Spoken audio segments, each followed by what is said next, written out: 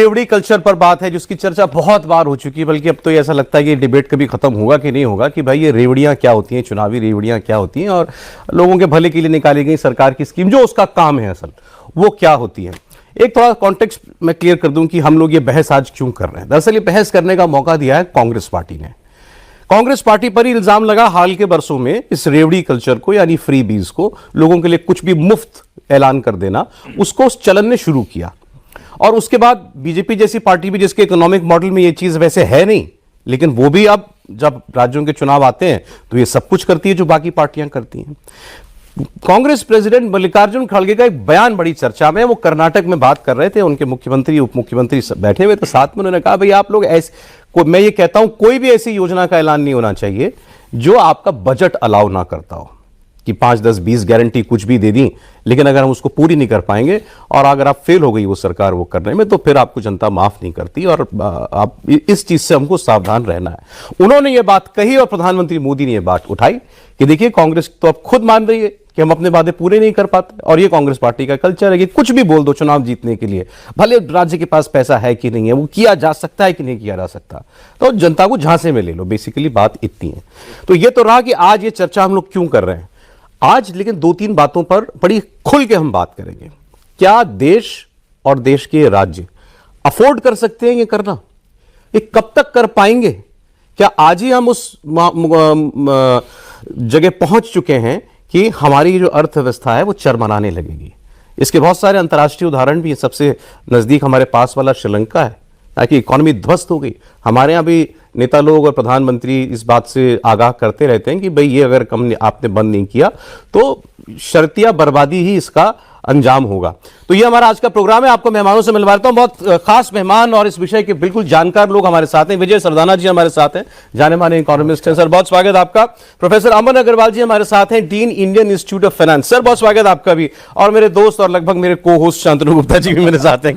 तो अभी चर्चा जब शुरू करें, पहले जो एक पॉलिटिकल इसका जो कॉन्टेक्स्ट है, खड़गे साहब ने क्या ये स्वीकार कर लिया कि ये गारंटियां जो हैं ये पूरी नहीं की जा सकती? देखिए सौरभ, पिछले 2 साल में हमने देखा है कांग्रेस की जो बड़ी 3 सरकारें हैं, तेलंगाना, कर्नाटक और हिमाचल, वहाँ पे पब्लिक अकाउंट्स की बिल्कुल हालत खराब है। मतलब सैलरी नहीं दे पा रहे हैं वो टाइम पे, 3-3, 4-4 महीने बाद सैलरी मिल रही है। मुख्यमंत्री को कहना पड़ रहा है कि भाई मेरे कैबिनेट के लोग सैलरी नहीं ले लेंगे। बात कहाँ से है? शक्ति योजना। शक्ति योजना क्या है कि महिलाओं को KSRTC मतलब कर्नाटका जो स्टेट ट्रांसपोर्ट की बस है उसमें फ्री टिकट मिलेगी। राइट। और हुआ क्या कि वो कर्नाटका स्टेट ट्रांसपोर्ट की हालत बैठ गई। वैसे 295 करोड़ घाटे में, बिल्कुल उतने घाटे में चल रहा है ना। और आपको पैरेलली बता रहा हूँ UPSRTC मुनाफे में चल रहा है, जो बहुत समय घाटे में चला करता था। और वो क्या हुआ कि ना तो उसकी बसें अपग्रेड हो पाई, अब उसका ओवरऑल किराया बढ़ाना पड़ रहा है। ऐसा ही दूध के साथ करना पड़ा, ऐसा ही बहुत सारी कमोडिटीज के साथ करना पड़ा। तो क्या देखिए, जब भी आपकी इनकम्बेंट सरकार भी होती है तो आपको पब्लिक फाइनेंस तो अवेलेबल होता है। आप देख के तो सोचिए कि आप इतनी बड़ी बड़ी गारंटी डिक्लेयर कर देते हैं, आप कर पाएंगे क्या? अगर आप कर पाए तो बिल्कुल ठीक है। और ऐसा कई बार हुआ है, जब पहले मध्य प्रदेश छत्तीसगढ़ में भी कांग्रेस जीती तो उसने कहा लोन वेवर कर देंगे, बाद में कहा नहीं, हमने तो बिल्कुल छोटे किसानों को कहा था, उनको राइडर देना पड़ता है और इसकी वजह से उनको चुनावी नुकसान भी होता है। तो आप एक बार चेक करके बोलें, बात करके बोलें, तो ये कांग्रेस की एक आदत सी बन गई है और इसको कई पार्टियों ने इमिटेट करा है। भाजपा के साथ फायदा है कि भाजपा अपने मैनिफेस्टो को बहुत ही गंभीरता से लेती है, चाहे वो उसके कल्चरल मुद्दे हों, चाहे वो 370 से लेकर राम मंदिर वाले मुद्दे हों, चाहे वो उसके इकोनॉमिक उस पर आते हैं, क्योंकि आरोप उन पर भी लगता है कि, बल्कि केंद्रीय सरकार पर भी लगता है कि आप भी यही काम कर रहे हैं। नहीं कर रहे हैं, लेकिन उसको कर पा रहे हैं। और बस एक आखिरी बात कहूंगा, देखिए हमारे यहाँ बचपन से कहा जाता है कि उतने पैर फंसारो जितनी आपकी चादर है। चाणक्य भी कहते थे। फिस्कल प्रूडेंस में नरेंद्र मोदी के उसके जो डिट्रैक्टर्स भी हैं वो भी उनकी तारीफ करेंगे कि आपने 4.5 से 5 के बीच में रखा फिस्कल डेफिसिट। आप हाई ग्रोथ के साथ इन्फ्लेशन को मैनेज कर पाए हैं। ऐसा भारत में पिछले 70 साल में कम अवधियों में हुआ है। अरे मामला वो कह भी सकते हैं इस बात। सुप्रीम कोर्ट में भी ये मामला गया और सुप्रीम कोर्ट ने फिर इलेक्शन कमीशन से पूछा भाई आप इस पर क्या कर सकते हैं। केंद्र सरकार को अभी नोटिस गया इसी महीने अक्टूबर में, तो उस पर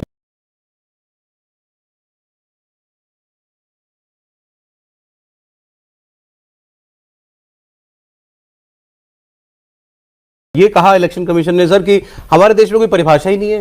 व्हाट इज अ फ्रीबी? है क्या रेवड़ी बांटना, जिसको हम लोग जनरली गलत मानते हैं?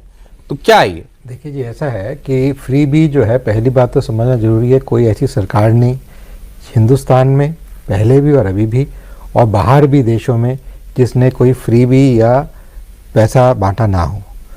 दूसरी चीज़ ये है कि फ्रीबी वो है जो प्लानिंग स्ट्रक्चर के हिसाब से ना किया जाए और टैक्स पेयर के ऊपर टैक्स की तरह काम करे।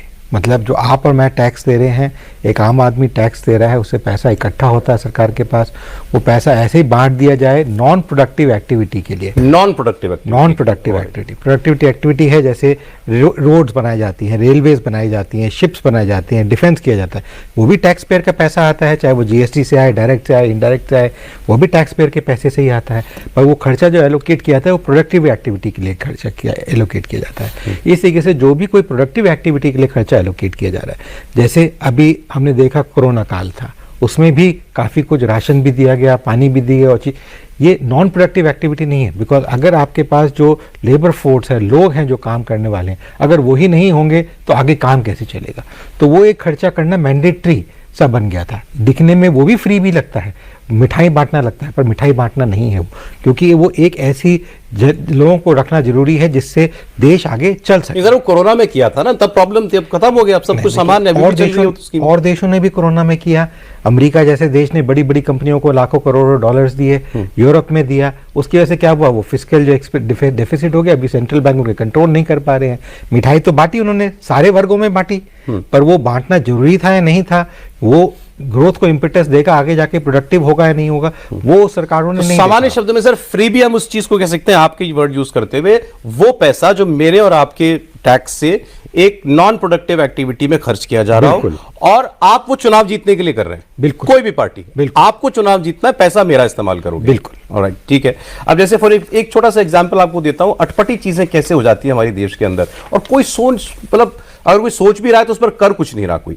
2006 तमिलनाडु का चुनाव, डीएमके ने वादा किया सर कि हम कलर टीवी बांटेंगे हर फैमिली को, और उसके पीछे जो लॉजिक दिया कि हमारी महिलाएं इससे साक्षर होंगी, टीवी देख करके वो साक्षर होंगी, तो साहब टीवी बांट दिया, चुनाव जीत गए, बहुत बढ़िया। 5 साल बाद फिर उसी तमिलनाडु में चुनाव आया, अब एआईडीएमके की बारी थी। उसने क्या क्या वादे किए, mixer grinder, fan, laptop, computer, सोने की थाली, शादी हुई तो 50,000 रुपए महिला को, 20 किलो चावल। आपका सामने वाला एक करेगा तो आप 10 करोगे, और ये ट्रेंड आज तब से लेकर आज तक हर इलेक्शन का है। तो वेयर इज द एंड? देखिए, एंड नहीं है, कारण बहुत सिंपल है। जब आपके पास कोई डेवलपमेंट प्लान नहीं हो, जनता आप पे भरोसा नहीं करती हो, जनता का आपने विश्वास खो दिया हो, तो फिर रिश्वत दी जाती है, इन्फ्लुएंस किया जाता है। तो ये सब रिश्वत ही है, चुनावी रिश्वत है। अगर आप वेलफेयर की बात कर रहे हो तो वेलफेयर में तो क्राइटेरिया होना चाहिए। आप किसको वेलफेयर दोगे, खाना आप किसको दोगे, जो भूखा है। आप किसी को घर के अंदर मान लीजिए बिजली का बिल भी आपको फ्री करना है, तो उसको दोगे जिसकी इनकम में भी 5,000 रुपया उससे कम होगी। There has to be logic. जब आप लॉजिक नहीं रखते हो और आप कहते हो सबको, आपकी लाख रुपए कमाई है तब भी आपको फ्री बस टिकट मिलेगी, और आपकी 500 रुपये कमाई है फिर भी आपको बस टिकट फ्री मिलेगी, ये क्या जस्टिफिकेशन? तो कोई भी स्कीम जिसमें कट ऑफ पॉइंट नहीं होता है, जिसमें फिल्टर नहीं होते हैं, वो सब फ्रीबीज होती हैं। इस बात को आपको मानना होगा। दूसरी बात, किसी भी नेता की जेब से तो 5 पैसे नहीं लगते, दिवाला इस देश का निकलता है। मैं सत्ता में आया, मैंने सत्ता का सुख भोगा, शीश महल बनाया, हवाई जहाज में घूमा, दुनिया घूमा, बाद में 5 साल बाद में घर भी चला गया तो क्या फर्क पड़ता, मेरे पे कौन सी लायबिलिटी है? बर्बाद देश हो रहा है, मैंने अपनी जिंदगी के मजे कर लिए। तो ऐसी जो सोच है, जिसको हम एग्रीकल्चर में एक पेस्ट बोलते हैं, ये वो सोच है कि मैं जिस सिस्टम ने मुझे जिता के भेज, एप्लीकेशन में ये कहा है कि जितने भी इलेक्शन मैनिफेस्टो होते हैं उसके लास्ट में एक स्टेटमेंट ऑफ अकाउंट्स होना चाहिए कि जितनी आपने घोषणाएं अपने चुनाव वादे में की हैं उनका फाइनेंशियल इंप्लीकेशन क्या है, पहली बात, स्कीम वाइज। दूसरा, वो पैसा कहां से आएगा, पुरानी वाली स्कीम को मर्ज करोगे, टैक्स बढ़ाओगे, लोन बढ़ाओगे, पैसा कहां से लाओगे, ताकि जिसको हम कहते हैं ना इन्फॉर्म्ड चॉइस, मैं वोटर हूं, कंज्यूमर हूं पॉलिटिकल सिस्टम का, मेरे को इंफॉर्मेशन चाहिए तो डिसाइड कि किसका मैनिफेस्टो लॉजिकल है, सेंसिबल है, वो आज क्यों नहीं है। ठीक है, बिजली भी अगर उस वर्ग की है भाई जिसको बाकी जरूरत है तो लॉजिक है, वेलफेयर है, वरना फ्री भी अगर आप सबको दे रहे हो, राइट। दूसरा सर, अभी आजकल हर महिलाओं के खाते में 1500 रुपया हर स्टेट के अंदर अनाउंस होता है, ये कांग्रेस पार्टी ने शुरू किया था। केजरीवाल जी अब इसका दिल्ली चुनाव में मुझे लगता है वो भी आ गए 1000 रुपया बांटने पर, ये क्या है? देखिए जी, मेरे विचार में तो बिजली का भी डिस्ट्रीब्यूशन जो है वो फ्रीबी के अंडर ही आता है, क्योंकि ये डिसाइड करना कि कौन है कौन नहीं है, ऐसे भी लोग हैं पाए गए हैं दुबई जैसे, अमेरिका जैसे देश में, जिनके बड़े बड़े टावर हैं, मिलियंस ऑफ डॉलर्स हैं, और भिखारी बन के बैठे हुए हैं। तो आप कैसे आइडेंटिफाई करेंगे कि ये डिजर्विंग है या डिजर्विंग नहीं है? और ऐसे पकड़े जब गए कि भैया तुमने टैक्स नहीं दिया इस बिल्डिंग का, तो पता चला वो तो बड़े बड़े साहूकार हैं। बॉम्बे के अंदर पाए गए, मुंबई के अंदर ऐसी एक औरत पाई गई, उसकी 3 टावर हैं, रेंट पे चढ़ी हुई है बिल्डिंग, लोगों के लिए सोशल सर्विस भी करती है, पर वो भिखारी बन के सारी जिंदगी उसने भीख मांगी है। तो इसलिए ये कहना, कोई भी ऐसी चीज, बिजली जो है उपाधता वो आदमी ले रहा है जिसकी क्षमता है, जितनी वो बिजली कंज्यूम करना चाहता है उतनी वो कंज्यूम करे। जरूरी नहीं कि मैं एसी चलाऊं जब मैं एसी चलाने की क्षमता नहीं रखता हूं, तो जितनी मैं बिजली कंज्यूम करना चाहता हूं उतनी कंज्यूम करूं। इसमें भी कोई राहत आपके हिसाब से? मेरे विचार में कोई राहत आपको देनी है तो उसमें जो लोग जिस कैटेगरी में हाउसिंग में रह रहे हैं, अब वहां पे भी बड़ा मुश्किल है कहना। LIG में भी ऐसे लोग रहते हैं जो रिच होते हैं, ऐसे घूसखोर भी रहते हैं जिनके दिन की कमाई 1-1 लाख रुपया है, जबकि वो रहते LIG के अंदर है, अपार्टमेंट्स में। तो इसलिए ये कहना कि कौन राइट वर्ग है उसके लिए डिफिकल्ट। मुफ्त बिजली आपके हिसाब से फ्री भी है। सिमिलरली ये जो महिलाओं को जो देना है, ये भी एक, आप ये कहते हैं जैसे भी इन्होंने कहा, डिफेंस की महिलाएं हैं एक पर्टिकुलर वर्ग से ऊपर, विडोज हैं जो अकेली रह रही हैं, जिनका कोई क्षेत्र, जिनका कोई माँ बाप नहीं है, कोई देखने वाला नहीं है, उनके लिए आप कर रहे हैं। पर आप एक जनरल महिलाओं के लिए कर दें तो ये मेरे विचार में ये भी एक फ्री वो तो सर अलग से है ही। Widow pension, old age pension, ये तो आप अलग से देते हो इसके अलावा। बिल्कुल, और वो पेंशन उस औरत तक पहुंचनी चाहिए। ऐसे भी हिंदुस्तान में वर्ग हैं, मेरे अपनी फैमिली में, डिस्टेंट फैमिली में देखा, जहां पे औरत को हजारों किलोमीटर चलाया जाता है, जाती है, और फिर उसको पेंशन नहीं मिलती है, पूरी पेंशन नहीं मिलती है। ये चीज सरकार को देखना जरूरी है कि जो वो ये पेंशन दे रही हैं वो एक आम आदमी तक 1 रुपए जो है 1 रुपए पहुंचे। जैसे राजीव गांधी जी ने पहले कहा था 90 में 1 रुपए दिया जाता है तो 10 पैसा पहुंचे। इस सरकार ने काफी अच्छा किया, डायरेक्ट बेनिफिट ट्रांसफर की और की, पर अभी भी 1 रुपए तक नहीं पहुंच पा रहा है, अभी भी पूरा नहीं पहुंच पा रहा है। लेकिन ये डिबेट का दूसरा पार्ट है कि मैं जो कर रहा हूं वो एफिशिएंटली हो रहा है। तो पहले तो यही बात करें, जो आप कर रहे हैं वो क्या है, करना है ठीक है या नहीं। दूसरा, वो नरेंद्र मोदी ने ये तो करा है कि 10 साल में एफिशिएंट बहुत सिलेंडर बांटना फ्री, कोई 5 बांट रहा है, कोई 12 बांट रहा है, मोदी जी ने उज्ज्वला योजना शुरू की थी, सिलेंडर पे है। जो सदानंद जी ने कहा कि किसको बांट रहे हो आप, है ना, क्या उसको जरूरत है, कितने समय के लिए बांट रहे हो। मतलब एक तरह का वो है, एक तरह की सपोर्ट है। मैंने आपको 6 महीने सपोर्ट दी, मैंने आपको 1 साल सपोर्ट दी, मैंने आपको 2 साल सपोर्ट दी। एक अवधि तय कर लो कि जिससे आप अपना सेल्फ सफिशिएंट हो जाओ। एक तरह की कोचिंग है वो, एक तरह का कोई भी सपोर्ट है, किसी भी तरह का सपोर्ट है, तो उसकी अवधि और उसकी पात्रता कि किसको मिलना चाहिए और कितनी अवधि के लिए मिलना चाहिए, अगर ये सेट है, आपके दिमाग में सेट है, तब मैं उसको फ्रीबी नहीं मानूंगा। अदरवाइज तो एक इंपिटस देने के लिए, कैटलाइज करने के लिए, अदरवाइज तो फिर वो चुनाव जीतने का, जैसे आपने कहा कि वो रिश्वत है कि भाई मेरे पास और तो कुछ तरीका है नहीं, ना मैंने विश्वास जिता पाया, ना मैं कुछ काम कर पाया, चलो अब इन्फ्लुएंस करता हूं और 5 साल सत्ता कमा लूंगा, उसके बाद की बात की देखी जाएगी। कोई लॉन्ग टर्म प्लानिंग भी नहीं है। हमारे यहाँ पेंशन स्कीम को लेकर ही अभी तक तय नहीं हो पाया कि देश में पेंशन स्कीम कैसी होनी चाहिए। भाई कई साल पहले एनडीए की सरकार थी, उसमें पेंशन खत्म कर दी गई थी, उसके बाद फिर न्यू पेंशन स्कीम लाए, वो कांग्रेस ने कहा नहीं हम पुरानी वाली लागू करेंगे, तो अब ये कोई बीच की स्कीम लेकर आए पेंशन की केंद्र की सरकार। सौरभ, पेंशन 3 चीजें, किसी भी बजट में 3 चीजें हैं। अगर आप देखोगे तो स्थिति बहुत गंभीर और बहुत खतरनाक है इस देश में।